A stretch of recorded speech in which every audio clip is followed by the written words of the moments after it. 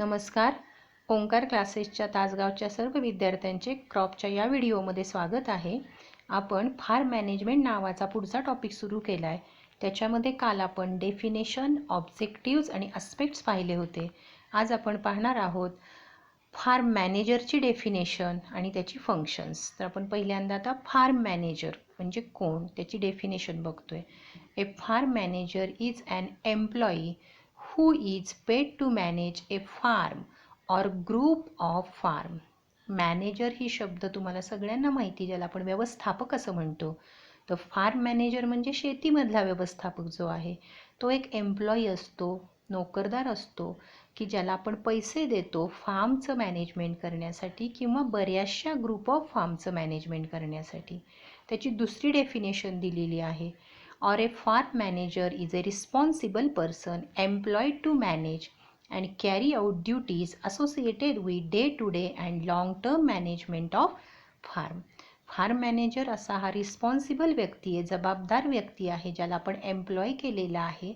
तो मॅनेज करतो शेतामध्ये असणाऱ्या सगळ्या ॲक्टिव्हिटीजना, डे टू डे लाईफमधल्या असतील किंवा लाँग टर्मच्या असतील, त्याचं मॅनेजमेंट करतो. आता फंक्शन्स ऑफ फार्म मॅनेजर, त्या मॅनेजरची काय काय कामं असतात. एखाद्या कंपनीत मॅनेजर असेल तर त्याच्या काय ड्युटीज असतात, तसं शेतामध्ये असणाऱ्या फार्म मॅनेजरच्या काय ड्युटीज आहेत हे आपल्याला पाहायच्यात. पहिला आकडा बघा. Directs and coordinate activities such as planting, irrigation, fertiliser application, harvesting, grading, payroll and record keeping. अर्थ समजून घ्या. डायरेक्ट्स म्हणजे तो सूचना देतो, करून घेतो. अँड कोऑर्डिनेट ॲक्टिव्हिटीज, कोऑर्डिनेट म्हणजे सुसूत्रता निर्माण करतो, ज्याच्यामध्ये कुठल्या कुठल्या ॲक्टिव्हिटी शेतामधल्या. प्लॅन्टिंग कधी करायचं आहे, इरिगेशन कधी द्यायचं आहे, फर्टिलायझर आपल्याला कधी द्यायचे, हार्वेस्टिंग केव्हा करायचं आहे, हार्वेस्टिंग केल्यानंतर त्याचं ग्रेडिंग करावं लागतं, ग्रेडिंग म्हणजे प्रतवारी करावी लागते. पेरोल म्हणजे शेतामध्ये काही कामगार असतील तर त्यांना पैसे केव्हा द्यायचे, आणि सगळं रेकॉर्ड तो ठेवतो.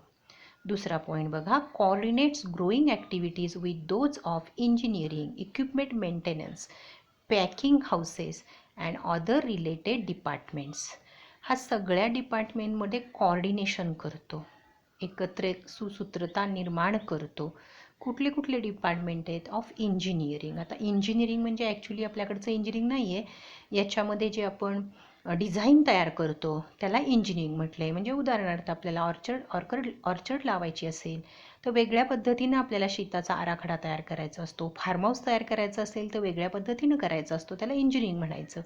इक्विपमेंट मेंटेनन्स, जसं आपण फार्म करणार आहोत त्यानुसार आपल्याला संसाधनं लागणार आहेत, इक्विपमेंट लागणार आहेत, साधनं लागणार आहेत, त्याचा मेंटेनन्स करायचा.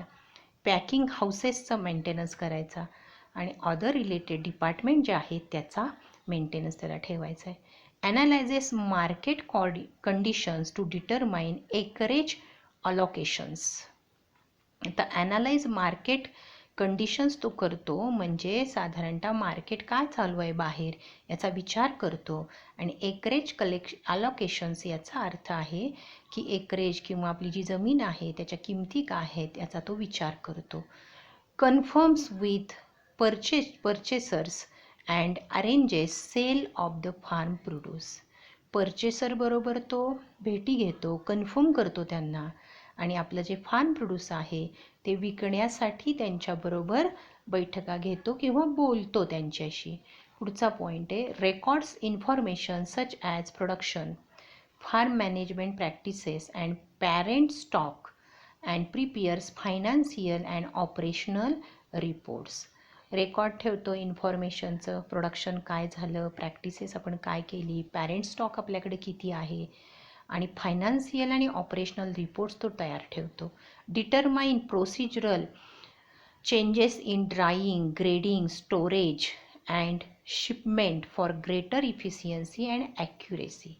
तो प्रोसिजर जी आहे आपली, ज्याला आपण प्रक्रिया म्हणतो, ती डिटरमाइन करतो. म्हणजे त्याच्यात काही बदल करायचे आहेत का, ड्राईंग असेल, ग्रेडिंग असेल, स्टोरेज असेल, अँड शिपमेंट म्हणजे इकडून तिकडं नेणं किंवा आपण त्याला ट्रान्सपोर्ट म्हणू शकतो.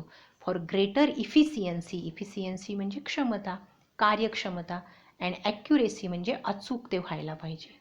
ॲनालाइज सॉईल, सॉईलचा ॲनालिसिस करतो. डिटरमाइन त्याचा टाईप जो आहे सॉईलचा तो. And quantity of fertiliser required for maximum production. Maximum प्रोडक्शनसाठी आपल्याला किती खत देणं गरजेचं आहे हे ठरवतो. Inspect equipment to ensure proper functioning. Equipment जे आहे त्याचं इन्स्पेक्शन करतो की त्याचं प्रॉपर फंक्शनिंग होतं आहे की नाही. Determine maturity period of crops and estimate potential crop damage from weather. क्रॉपचं मॅच्युरिटी पिरियड कधी आहे हे ठरवतो आणि त्याच्यामध्ये वेदरमुळं, क्लायमेटमुळं, हवामानामुळं काही नुकसान होणार आहे का याची चाचपणी करतो. परचेस ऑफ मशनरी विकत घेतो, इक्विपमेंट विकत घेतो, सीड्स विकत घेतो, फर्टिलायझर्स आणि केमिकल्स विकत घेतो.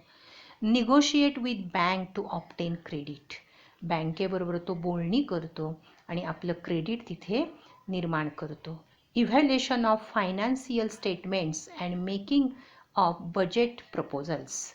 आपलं फायनान्शियल स्टेटमेंट तो तयार करतो, त्याचं इव्हॅल्युएशन करतो आणि बजेट प्रपोजल्स तयार करतो. आता ब्रॅकेटमध्ये दिलेत बघा qualities of farm manager. Command over basic facts. Basic फॅक्टवर त्याची कमांड असली पाहिजे. रिलिव्हंट प्रोफेशनल नॉलेज, शेतीसंबंधी जे आहे ते नॉलेज त्याला असलं पाहिजे. स्किल अँड ॲट्रिब्यूट्स, स्किल कौशल्य त्याच्याकडं असली पाहिजेत. डिसिजन मेकिंग स्किल तयार करण्यासाठी त्याला निर्णय घेता आले पाहिजेत. क्रिएटिव्हिटी, नवीन काहीतरी निर्माण करता आलं पाहिजे. मेंटल ॲबिलिटी त्याच्याकडे पाहिजे. सेल्फ कॉन्फिडन्स, आत्मविश्वास पाहिजे. प्रोॲक्टिव्हिटी, दुसऱ्यांकडून काही करून घेण्यापूर्वी स्वतः त्यांनी काहीतरी करून पाहिलं पाहिजे.